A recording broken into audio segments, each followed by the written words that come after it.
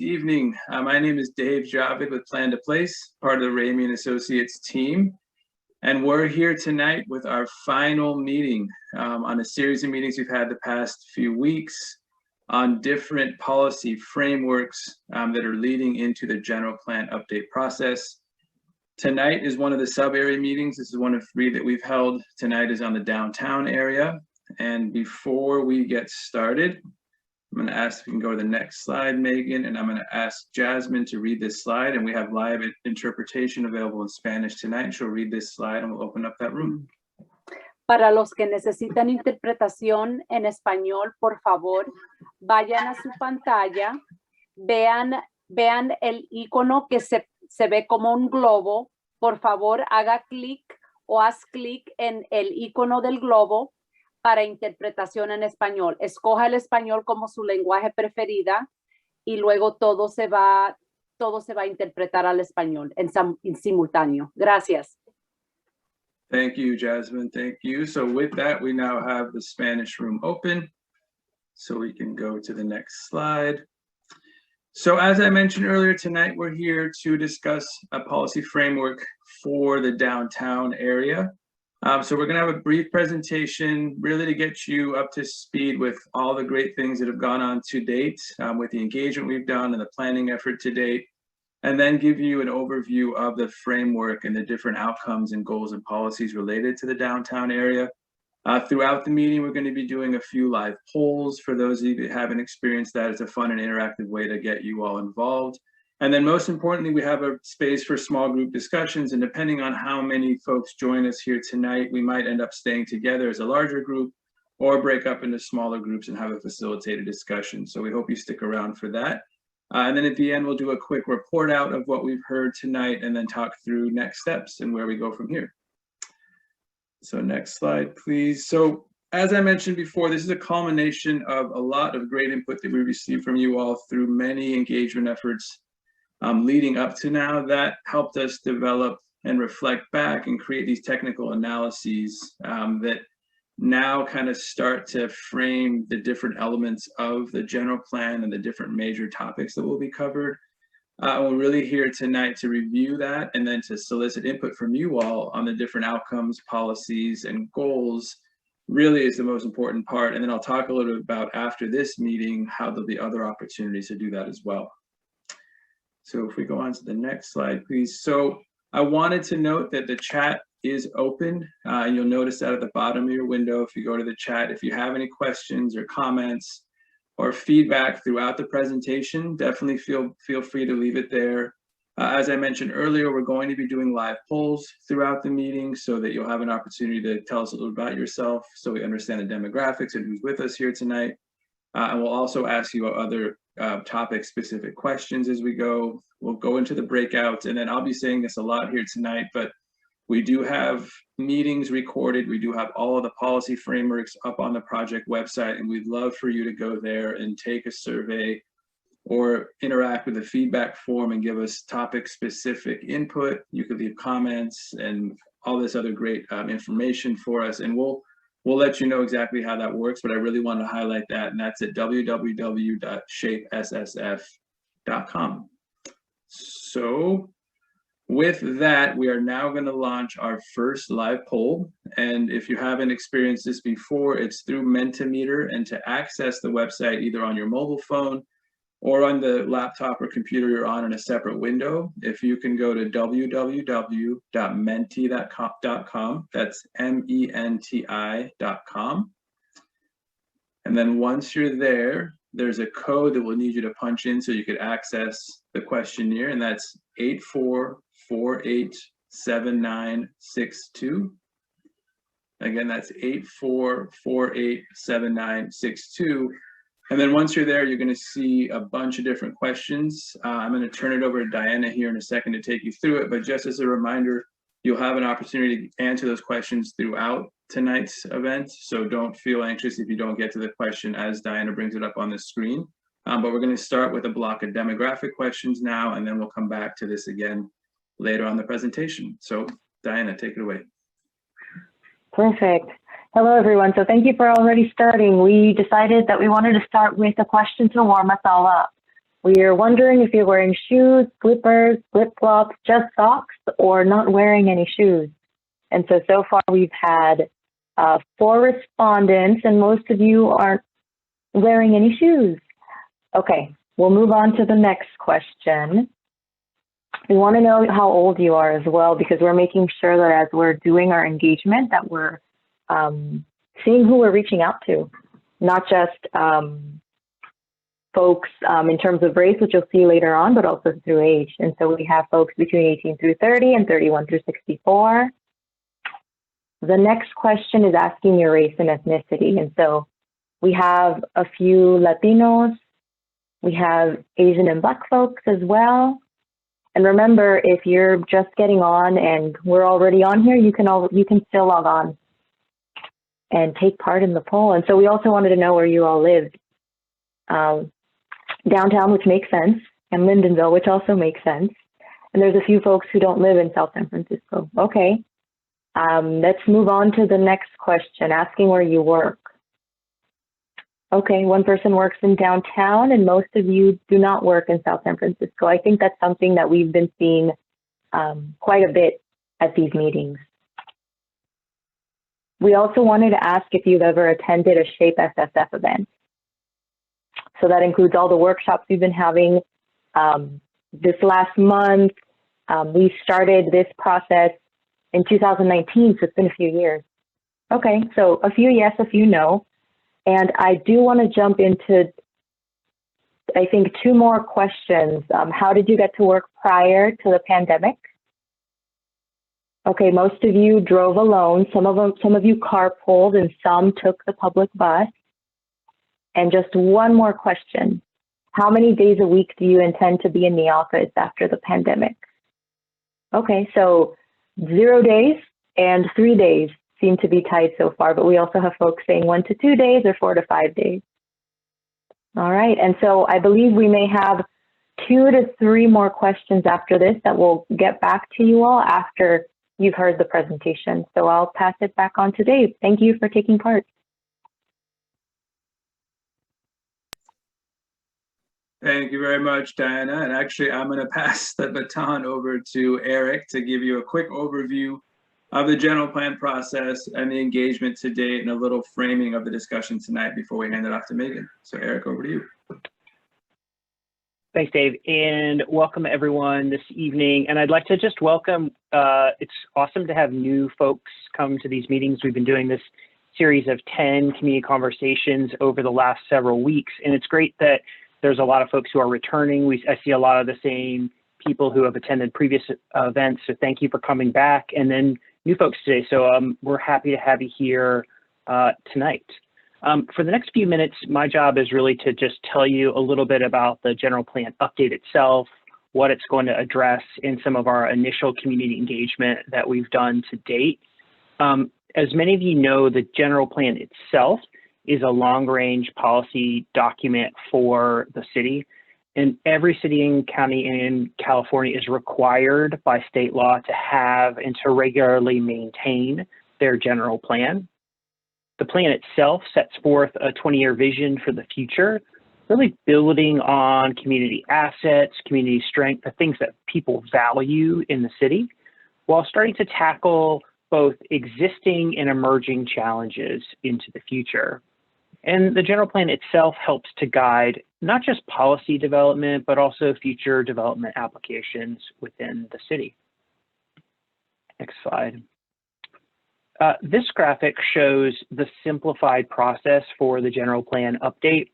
We kicked it off in 2019 with really a discovery phase of work where we reviewed existing conditions in the community, read all the plans and policies in the city, and started having some initial community conversations.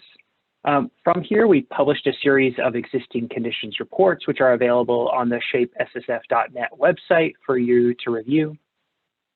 We then really went through an extensive sort of listening and visioning process where we worked with the community and community advisory committee to understand what you all love about South City and what you'd like to see in the future.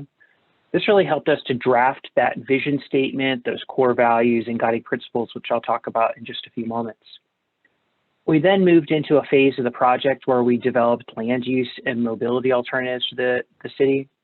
And the end result of this series of work and meetings was a preferred land use plan that's being studied as part of the environmental impact report, zoning code update, and climate action plan. We're now really in this process where we're developing policies for the general plan itself, both for individual elements or chapters of the general plan, as well as for sub areas within the city, like downtown. Next slide. And during the process, we've completed a significant number of community engagement activities, and this slide includes a snapshot of that engagement. These include in-person activities like the visioning workshops and sub-area meetings.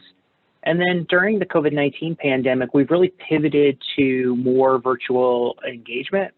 These include virtual alternatives workshops, online surveys, and more. Next slide. And we heard a lot of really terrific ideas during that engagement process, and it helped us to understand what some of the key issues were, some of the areas for further policy development in the city. And this graphic just represents a few of those policy and programmatic ideas that were raised during the land use and mobility alternatives phase in the process. And these have been really integrated into the policy frameworks that we're going to be reviewing with you this evening, including those on the screen that relate to the downtown area. Next slide. And now these community conversations are really an interim step in developing what we call the elements or the chapters of the general plan. And then during the series of community conversations, we're presenting draft policy frameworks, which, as Dave mentioned, are physical documents that live on the project website. They're about 8 to 10 pages for each one. You can go and read them in more detail, and we're going to give you kind of the synopsis of those this evening. Now, these are really intended to be sort of partial drafts of the chapters themselves that really start to lay out some of the important goals, policies, and implementation actions, and that these will really become those chapters or elements of the general plan. And we want to give everyone an opportunity now to start to think about what those goals, policies, and actions are, and then to comment on what some of those are before there's a full published public review draft of the general plan. As I mentioned earlier, an initial step in the general plan process was to draft a community vision and series of guiding principles. And as you start to think about the policy framework for the downtown area today, we want you to consider whether or not it works towards this larger vision for the community. So the community vision really provides an umbrella for the general plan. It articulates where the community hopes to be in 2040. So South San Francisco is a place where everyone can thrive. It's high quality of life, diverse and inclusive community, livable neighborhoods and excellent services, culture of innovation, and environmental leadership ensure all people have an equitable opportunity to reach their full potential. Throughout the engagement process, we heard community members articulate a series of kind of shared values or beliefs. These include innovation, sustainability, equity and inclusion, and livability. Now, while the vision statement itself really tells us where we want to be in the future, and the policies and actions that Megan is going to talk about are going to tell us what we plan to do in the future, the values describe a little bit about how we're going to implement those activities moving forward in the future. And then finally, the guiding principles really define some of the key outcomes for the community. These include affordable, safe neighborhoods, high quality services, a safe and convenient transportation network, a resilient community, and a vibrant downtown and prosperous economy. Now, tonight, we are really asking you what you think about the policies to really create a vibrant and inclusive downtown. How do we create a place that's a home and gathering place for people of all income levels, all races, ethnicities? How do we celebrate the culture and the history of the city and its residents in the downtown area? And then how do we balance new growth with the protection of existing residents, homes, and businesses in downtown? And really, how do we provide opportunities for new and existing residents to interact and connect so we can keep the fabric of the neighborhood itself? So as you start to, Megan's going to walk you through background material on downtown and some policy ideas for the downtown area. Always think about these, coming back to these points. How do we do it? And what makes the downtown vibrant and inclusive in the future? Thanks. Thanks, Eric. My name is Megan McNulty, and I'm a planner at Ramey and Associates. And as Eric said, I'll spend a moment describing background information about downtown, also the planning process to date, and then I'll walk you through the policy framework. So just as a quick overview, downtown is the heart of South San Francisco. It's the cultural and historic center of the community, and it contains a lot of the city's historical and cultural landmarks. It has two important historic retail corridors along Grand Avenue and Linden Avenue, and other commercial is spread throughout the area, including on Airport Boulevard. In downtown, it contains a wide variety of uses, including residential, commercial, mixed use, and public uses like the city's administrative buildings, like the library and city hall. And all of these uses combined make it a dynamic place for a lot of different purposes in people's everyday lives. And as I mentioned, all these uses can really help make downtown the civic and cultural center of the community. So this figure shows our understanding of existing land uses in downtown. So in other words, the type of uses you see on the ground when you're walking around. And this figure represents the diversity of land uses I just described. So you'll see within the borders of downtown, you'll see a lot of yellows, oranges, and browns, and those are all residential uses. And the most common land use in downtown is single-family residential, which accounts for about 44% of land. Also, a significant portion is used for duplexes, triplexes, and fourplexes, which is shown in orange. And then multifamily residential greater than 5 units is shown in brown. So overall, downtown has a variety of different housing types for ranges of household sizes. And then along commercial corridors like Grand Avenue and Linden Avenue and Airport, you'll see a lot of red and pink.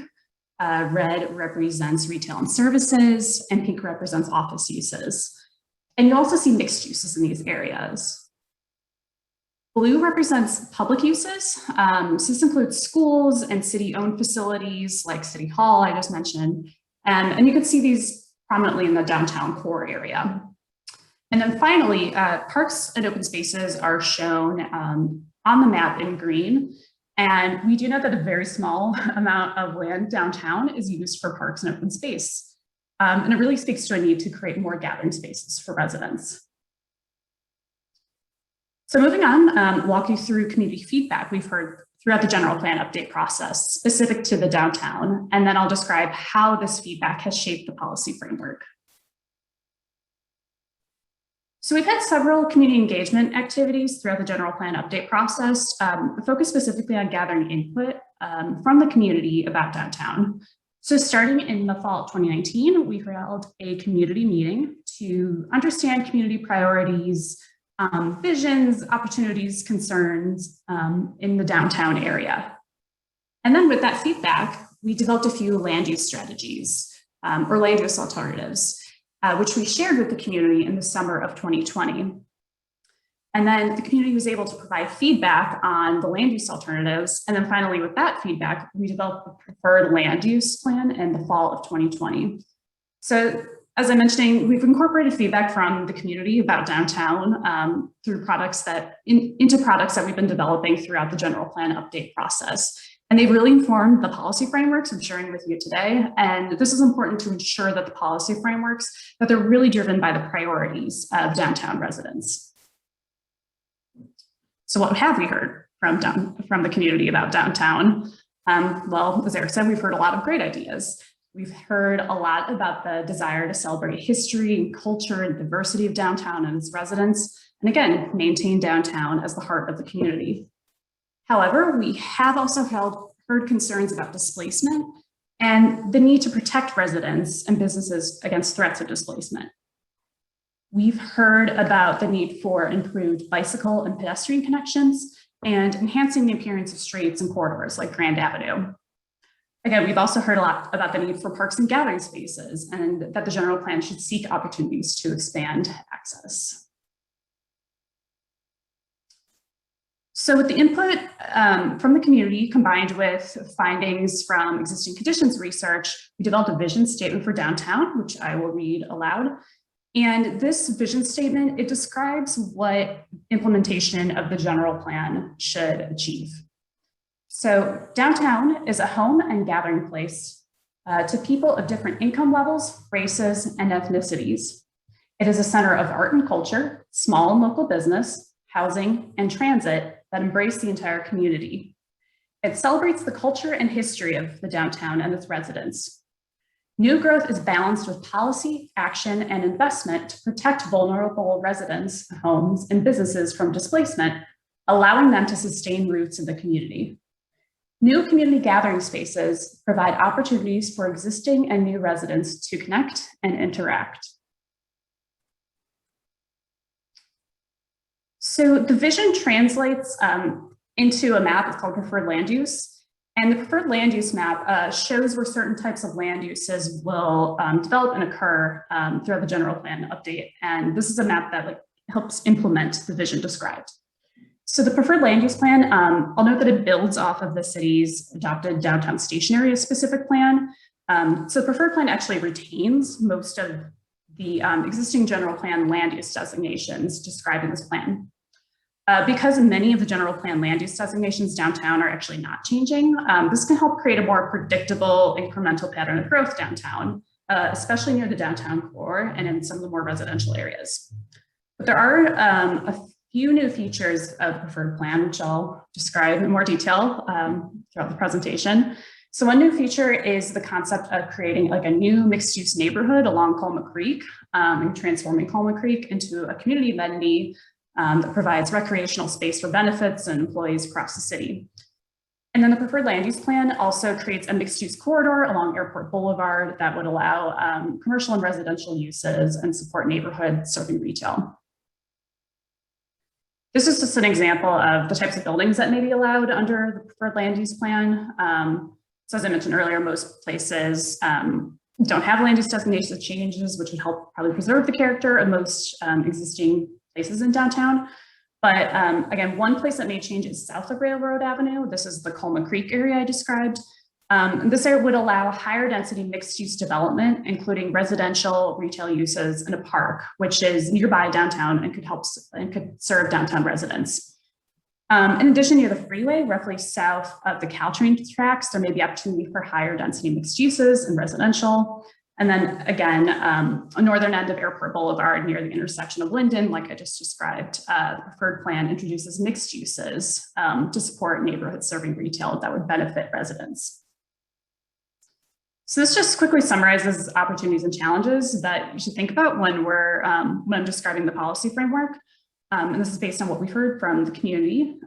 So there are a number of opportunities for downtown, include creating new parks, community spaces, and then helping address the local housing crisis, which includes developing affordable housing and workforce housing. Other opportunities include enhancing it as the artistic, civic, and cultural hub of South San Francisco, and supporting small local businesses to ensure that they can thrive and grow in the downtown setting. But again, there's also some challenges to think about. So I alluded to potential displacement of residents and commercial businesses. That is a big concern. There's also challenges to create active transportation connections, so walking and biking and improving connectivity downtown. And then there's also the challenge of parking concerns, which is also something that we've heard a lot from residents. So I'll quickly touch on existing plans, policies, and programs the policy framework builds on.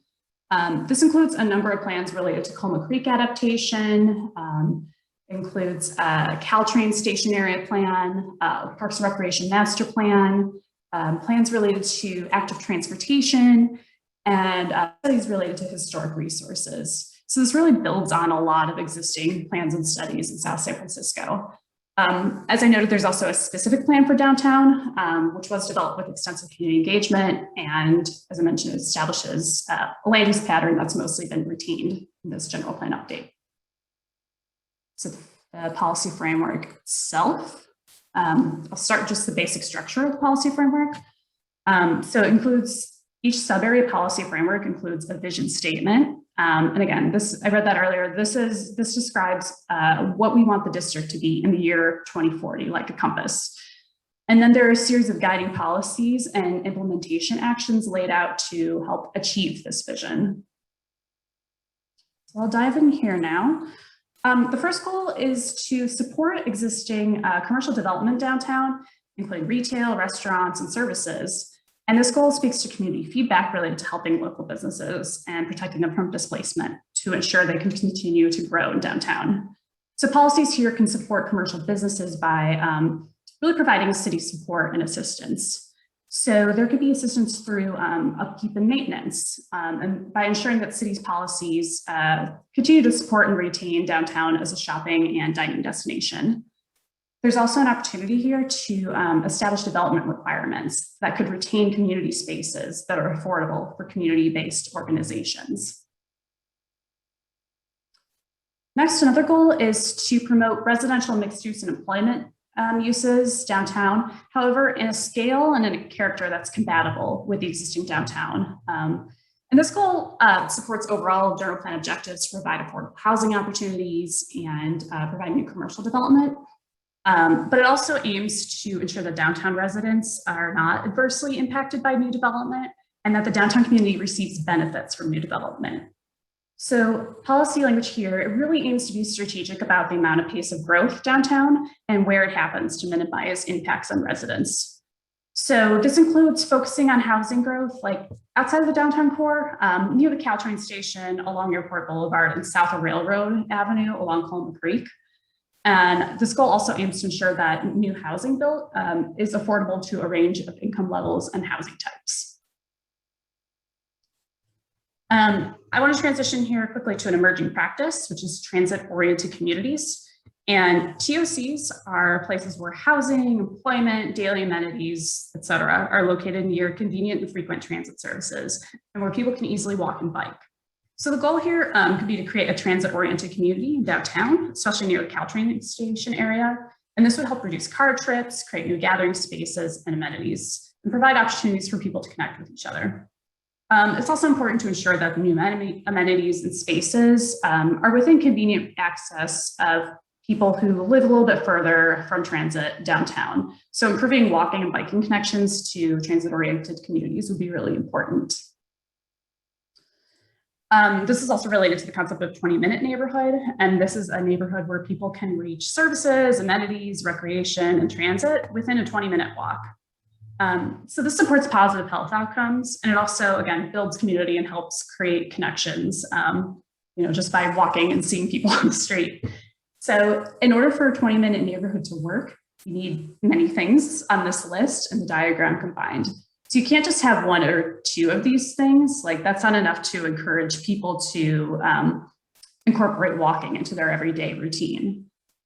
So I'll say that downtown already has many of the things listed here and shown on this diagram, like shopping and services, but it's important to continue to create opportunities for some of the other items included on this list, like gathering spaces and cycling networks, to really continue to encourage people to walk throughout the area.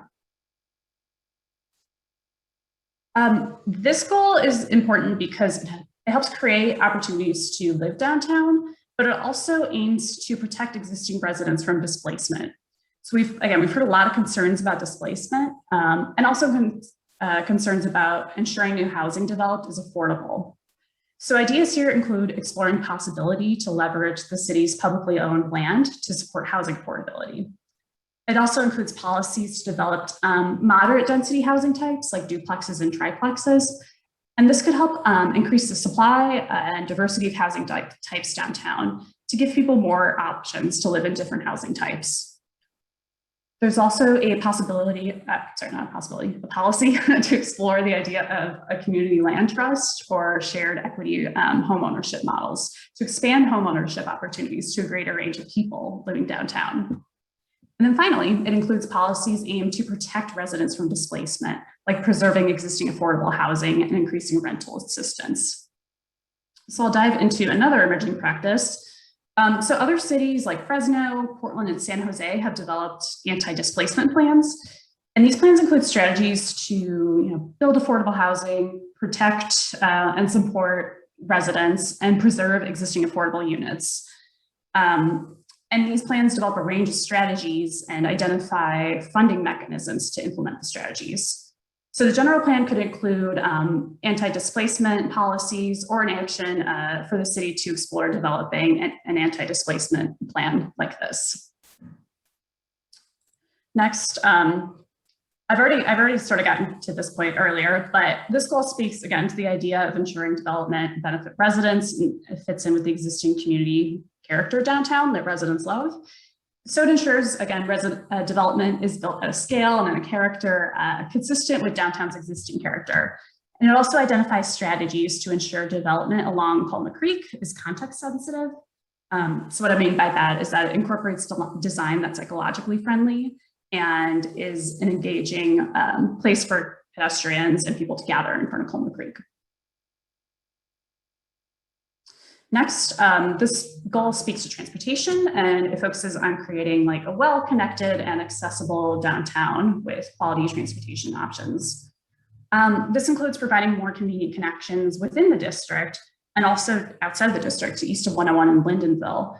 And it also includes ideas to create like a network of open public spaces downtown where people can more easily navigate throughout the area. This goal also speaks to enhancing the appearance of Grand Avenue and Linden Avenue through things like adopting design guidelines, including lighting, trees, and really just incorporating design that celebrates the history and character of these areas. And then also finally includes a policy to transform Palma Creek into community amenity by improving sidewalks, including lighting, art, and landscaping near the creek, and providing convenient connections for downtown residents to access and enjoy the creek. So here's a couple case studies. I know if you've been to a couple of meetings already, you've seen these. But an emerging practice is creek transformation. So other cities like near their downtown areas are capitalizing on their creeks and waterways and trying to transform them into enjoyable spaces for people to gather and walk. So on the left, we have a creek. It used to be covered in a parking lot, but the city daylighted the creek and developed it with public spaces and places for people to walk and gather and enjoy. And then on the right, there's the Napa River. Its channel was widened to reduce flooding. So when water levels are low, it provides a lot of opportunities for walking and biking, and also beautifies the area. Here, this goal speaks to preserving and celebrating downtown's history and culture. So ideas here include an arts district or program to support artists and creatives. It includes opportunities for artists and makers to find affordable commercial and studio spaces. There's also language here to protect historic buildings and the building fabric and protect them, but also allow them to be adapted as appropriate for modern uses.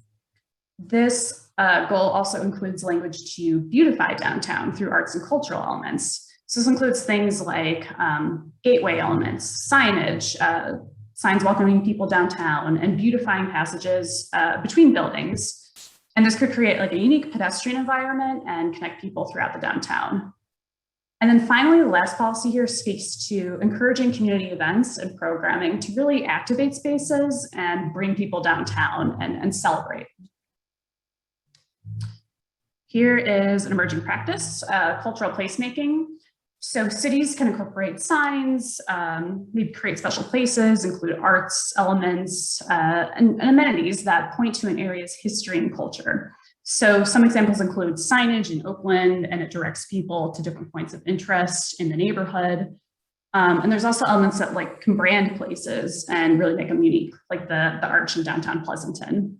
So again, cultural placemaking can really enhance the appearance and uniqueness of the space and create opportunities for people to come together.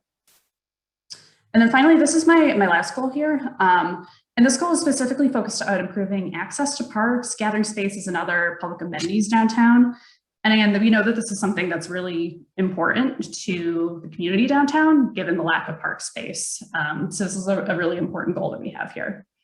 So a strategy here includes just continuing to proactively seek opportunities to acquire property to convert into community gathering spaces.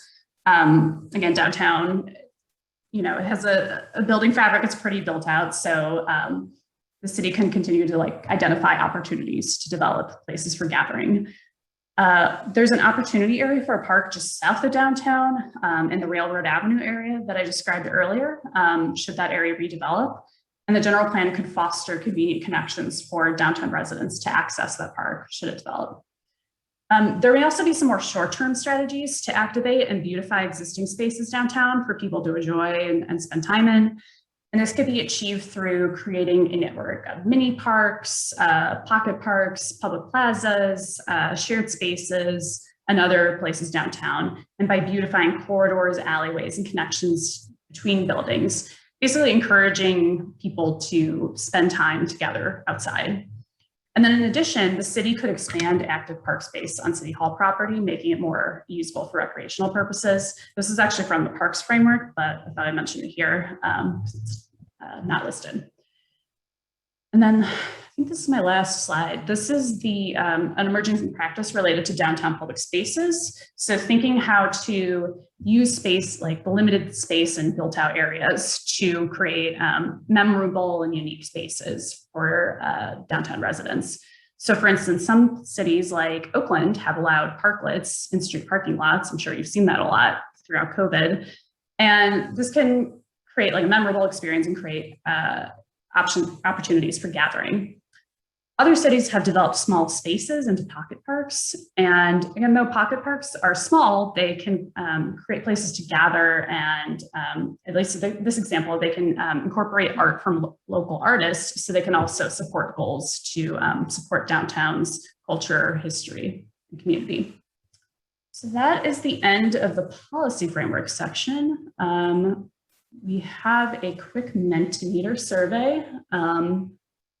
So I'll let Diana jump in to run that. So we're asking you a few questions. We're asking you to evaluate a few strategies in relation to all of the information I just presented. I know it was a lot to take in, but we'll discuss this in a moment.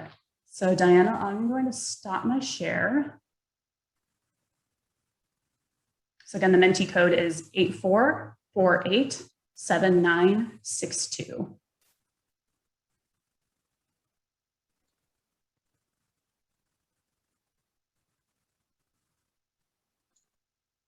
Diana, I think you still might be muted. Thank you. Sorry about that. I do have one more transportation question that I did miss in our previous phase. And so we just wanted to hear what factor would most incentivize you to change your mode of travel. And so it looks like new transit modes, more frequent transit service, and reduced transit fares. And so now we're going to jump into those strategy examples that Megan was talking about. So supporting current neighborhood commercial and providing expansion opportunities for that neighborhood commercial. Creating new opportunities to live downtown, protecting existing residents against threats of displacement, and making sure that new buildings are at scale and similar to both current and past character, so similar style. And so protecting existing residents against the threats of displacement was a priority. And let me move on to the last one. We also had a few where we were talking about creating new opportunities for gathering in downtown. Another that focused on making it easier and safer to walk and bike in downtown. The third one that focused on protecting downtown's history and character and supporting local art. And the last one to transform Coma Creek into a walkable amenity. And so creating those new opportunities for gathering spaces. Oh, well, not anymore. So that is a priority, but that's the second priority. The first one was protecting downtown's history. And with that, I think, yeah, that's it. Thank you so much for taking part in our interactive polling. I'll pass it back on to Dave. Great, thank you very much, Diana, and thank you, Megan, for a great presentation.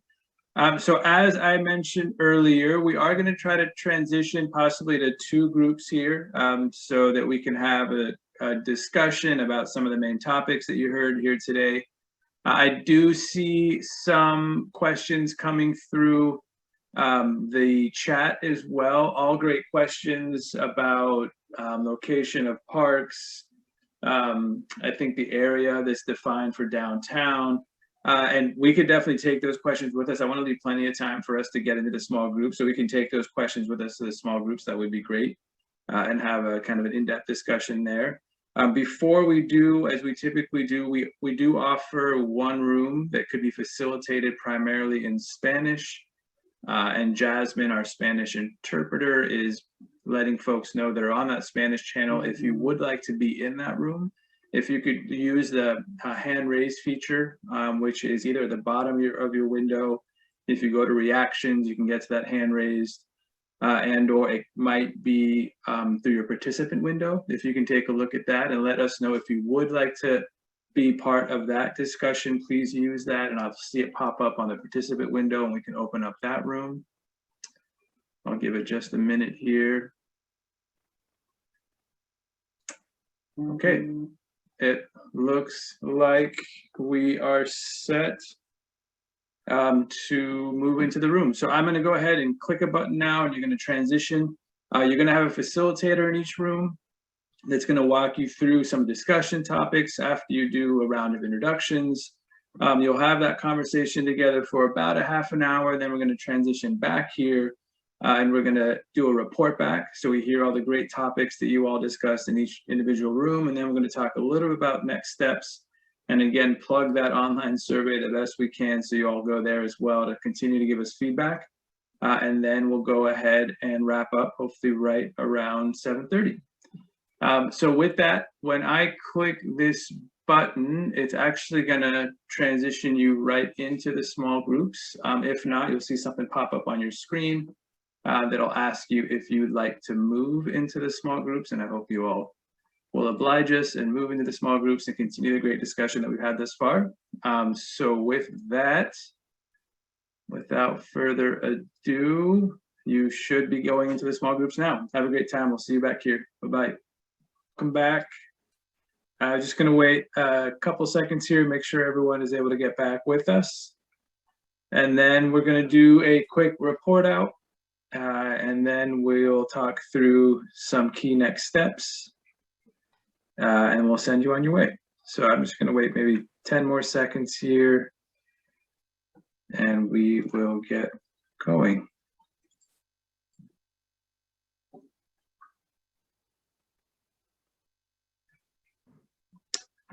All righty, if you can actually give me 1 second, I think just make sure our interpreter is on.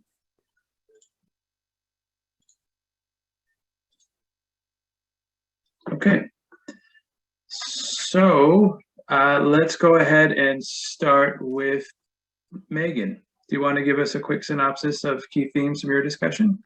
Sure. We had a great conversation, and we touched on a variety of topics. So related to transportation, we talked about parking and how much that is of challenge that is, and also just concerns that if there's new development in the downtown, how will that impact parking?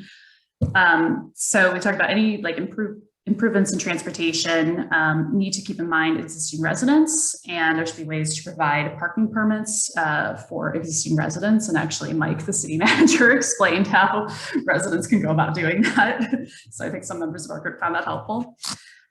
In terms of parks and gathering spaces, we just generally talked about the need for more gathering spaces downtown, and also updating existing parks like Cypress Park and making it more appropriate for different age groups.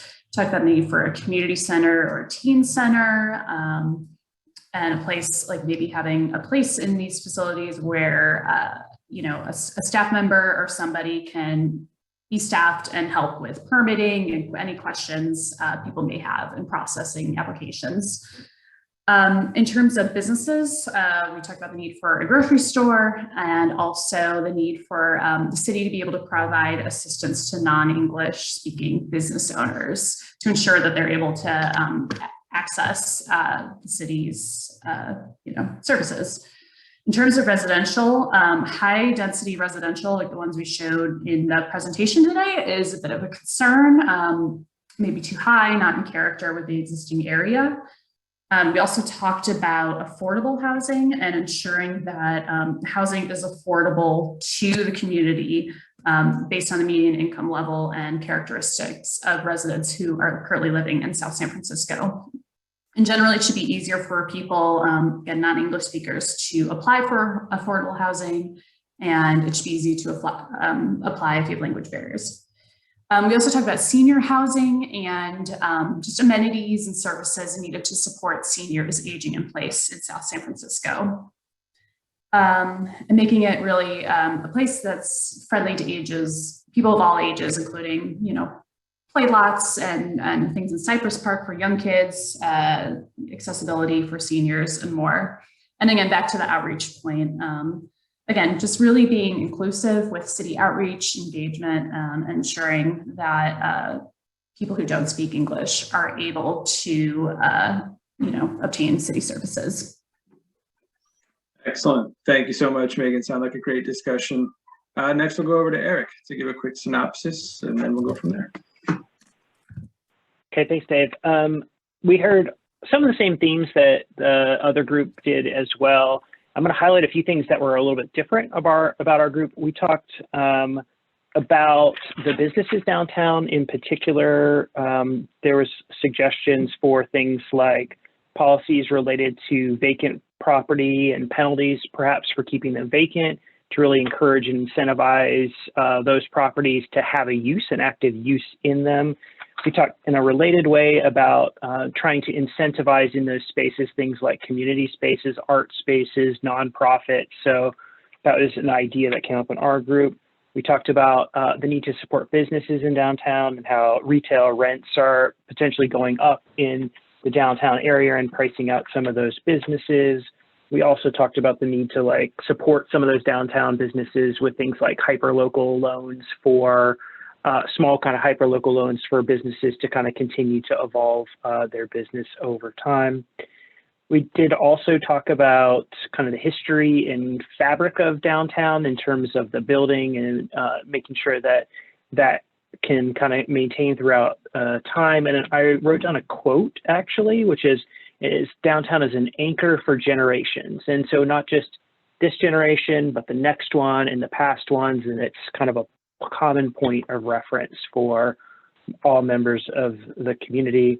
We talked about housing, we talked about housing displacement. We also talked about parking, community space, park space. We talked about a lot of issues in our group and had a really good conversation. So thanks, everyone.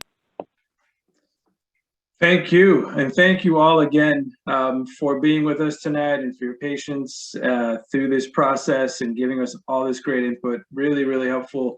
I just wanted to highlight a few things here. Hopefully you all could see my screen. Just taking you through kind of the next steps as we move forward from this process. Initially, I want to highlight that we have held now 10 meetings on all of these great topics that you see on the screen. This being the last, but the fun doesn't end here because, as I mentioned earlier, we do have surveys online that we'd love for you to take that I'll talk about here in a second. But just so you get a synopsis of all the topics that we've covered, run very similar to this to kind of talk through the different policy frameworks that make up these topics that will then evolve into the general plan itself. So as I've been mentioning over and over again, like a broken record, we do have this online platform that we'd love for you to engage with that will be available currently through April 16th.